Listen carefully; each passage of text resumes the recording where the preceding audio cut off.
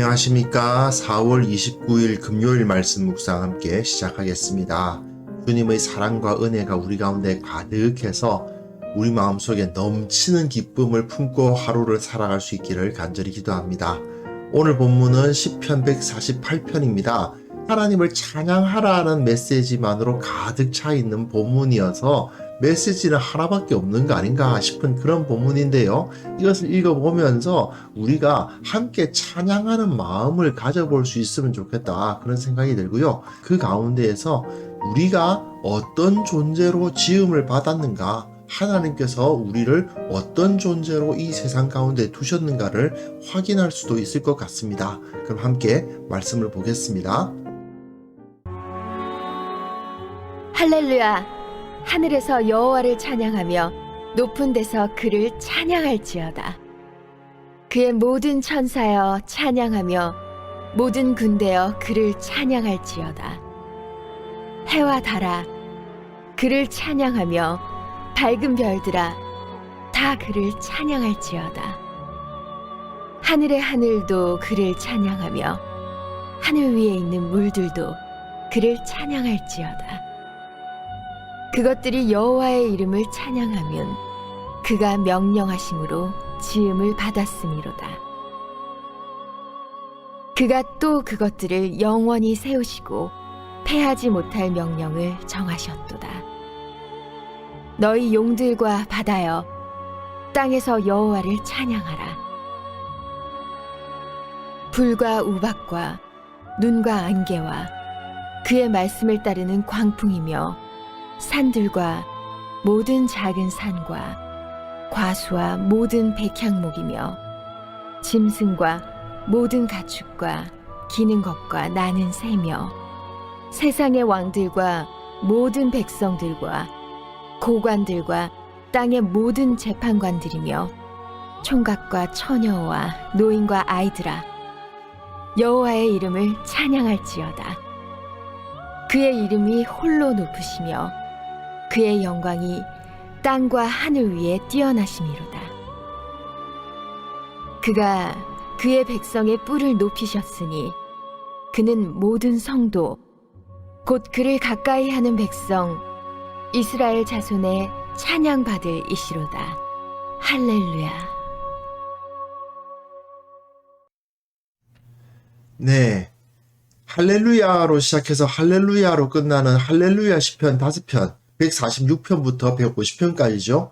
그 가운데서도 찬양하라는 말이 12번이나 나오는 148편을 보면 계속 그냥 찬양하라, 찬양하라는 명령만으로 끝나고 있는 느낌이 듭니다. 그럼에도 불구하고 이 내용을 가만 살펴보면 구분점이 있다는 것을 알 수가 있습니다.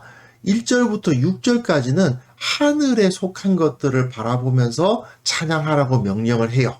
이 7절부터 12절까지는 땅에 속한 것들, 이 눈에 보이는 여러 가지 동물들을 향하는 거죠. 물론 그 중에 용도 있어서 그걸 볼 수도 없는데 싶은 생각이 들긴 합니다만은, 여하튼 하늘에 속한 천상의 존재가 아닌 이 세상에 속한 존재들에게 찬양하라는 메시지가 있고요. 그리고 13, 14절이 결론이라고 할 수 있습니다.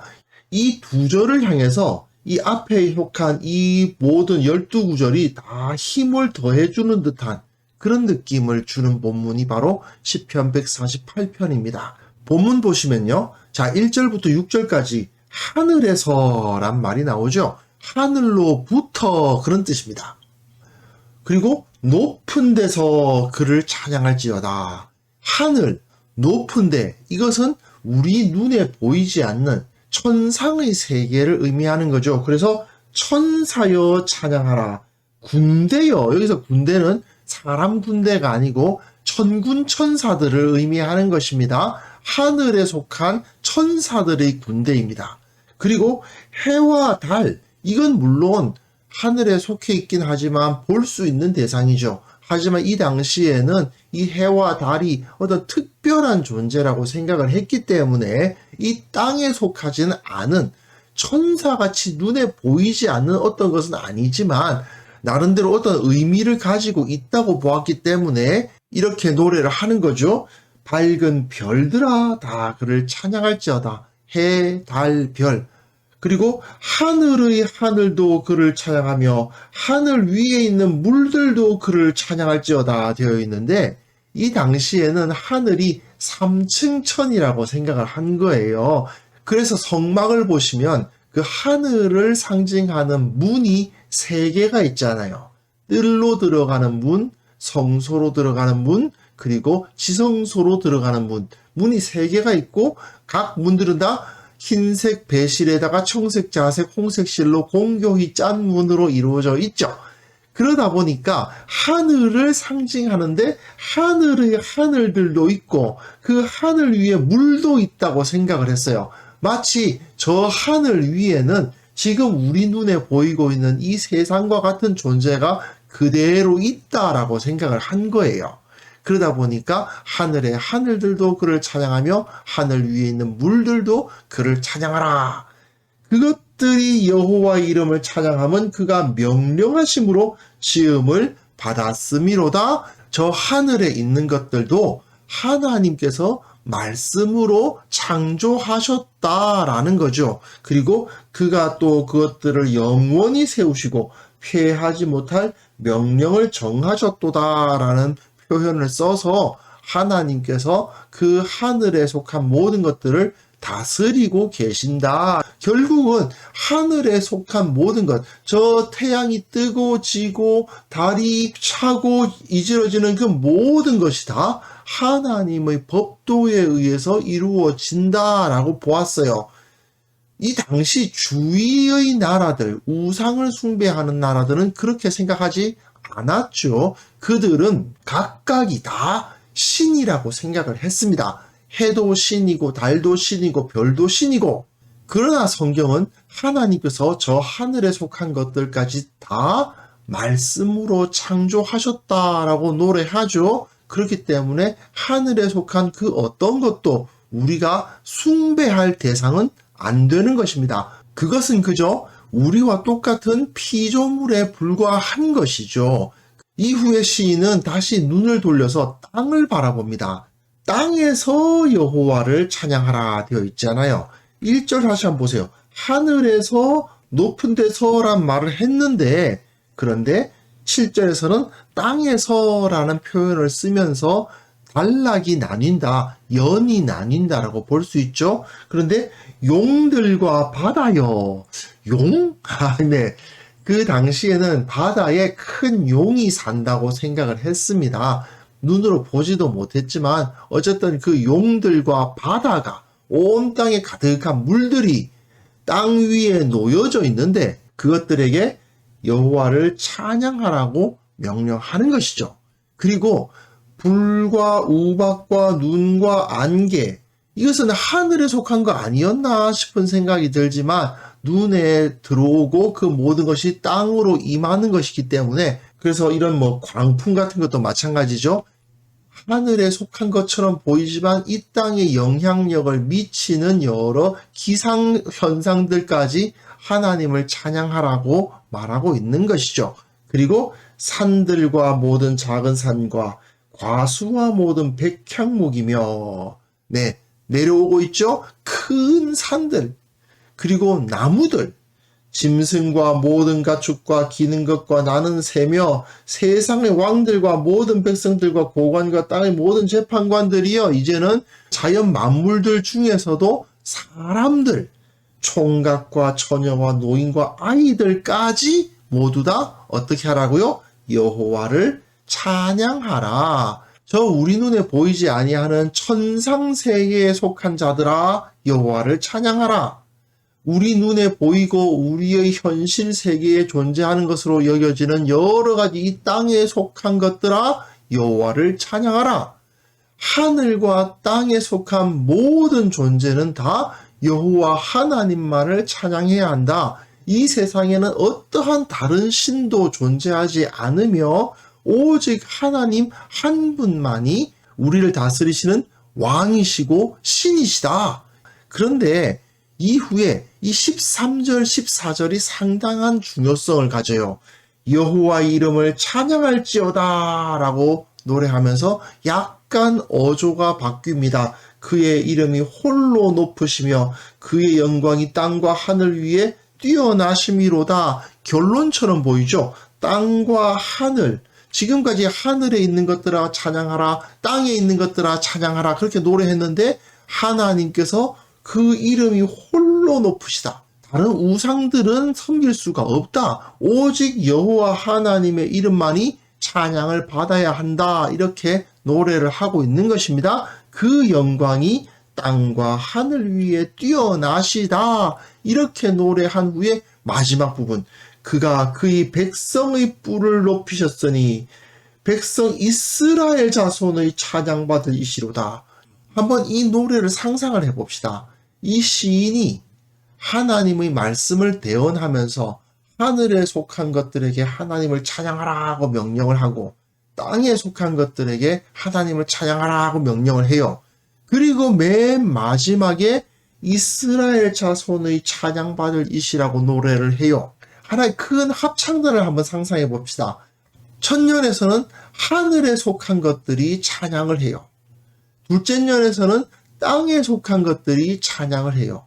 그런데 그 마지막에 마치 모든 찬양대 앞에 나서는 한 명의 솔리스트처럼 홀로 나서서 하나님을 찬양하는 존재가 나타나는 거예요.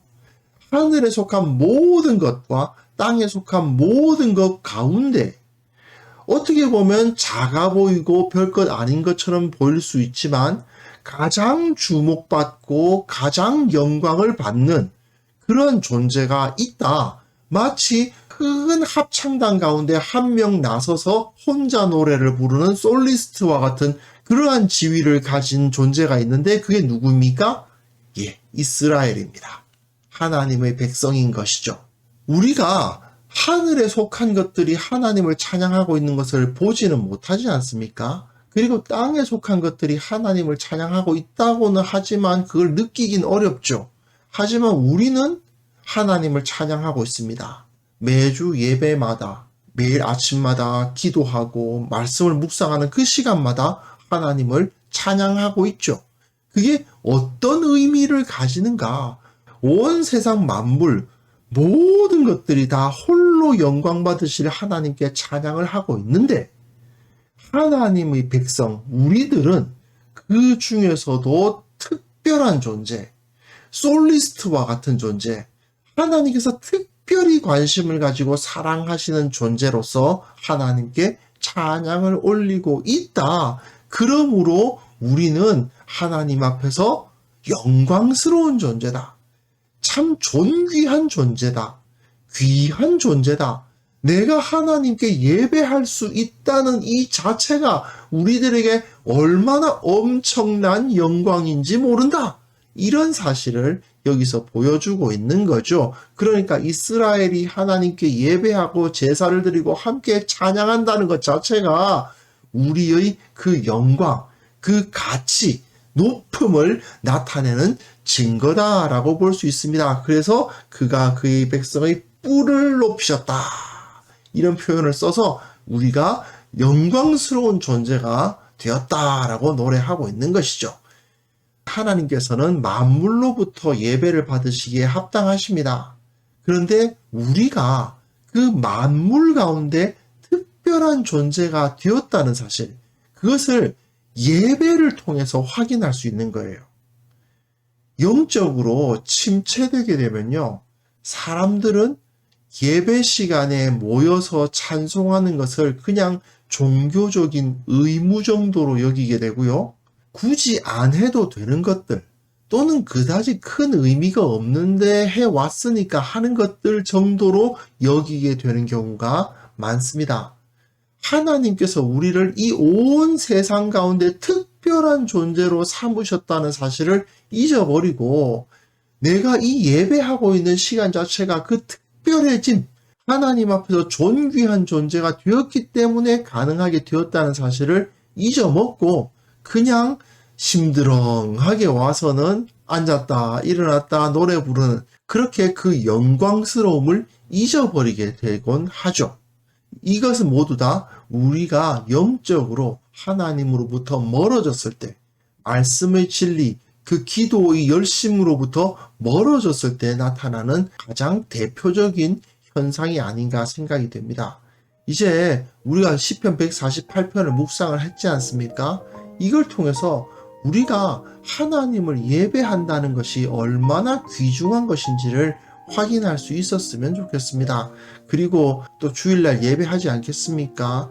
그 가운데 우리가 온전한 마음으로 예배할 수 있도록 하기 위해서 우리의 마음을 준비할 수 있었으면 좋겠습니다.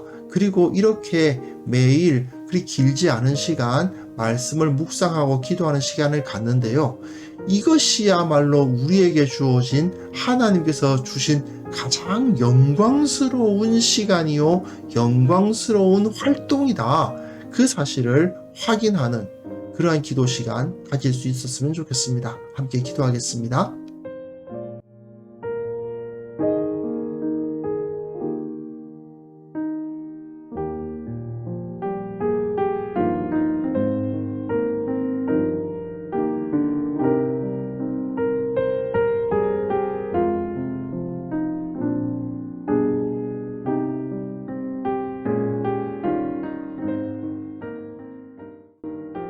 하나님 아버지, 주님을 예배하는 것이 얼마나 영광스럽고 얼마나 가치 있는 일인지를 우리 마음속에 깊이 깨달아야만 되겠습니다. 그저 종교적인 습관, 종교적인 의무로만 이루어져서 이것을 내가 왜 하고 있는지, 내가 왜 여기에 있는지를 깨닫지 못하고 이 예배에 참여했다는 것이 얼마나 영광스러운 것인지를 깨닫지 못하고 있지는 않은지 다시 한번 우리의 영혼을 반성하여 볼 수 있도록 주께서 우리를 이끌어 주옵소서. 아버지, 매주일 드려지는 이 예배가 얼마나 귀한 시간인지를 다시 한번 확인할 수 있기를 바랍니다. 전염병 때문에 모이지 못하고 함께 주님의 이름을 높이지 못한 시간이 너무나도 길었는데 참으로 우리 예배가 온전히 회복될 수 있기를 바랍니다. 하나님 앞에 거룩하고 완성된 모습으로 공동체가 세워지고 그 앞에서 거룩한 하나님의 백성으로서 온전한 예배를 드리는 그런 모습이 우리 이 땅에 있는 모든 교회 가운데 나타날 수 있도록 도와주옵소서.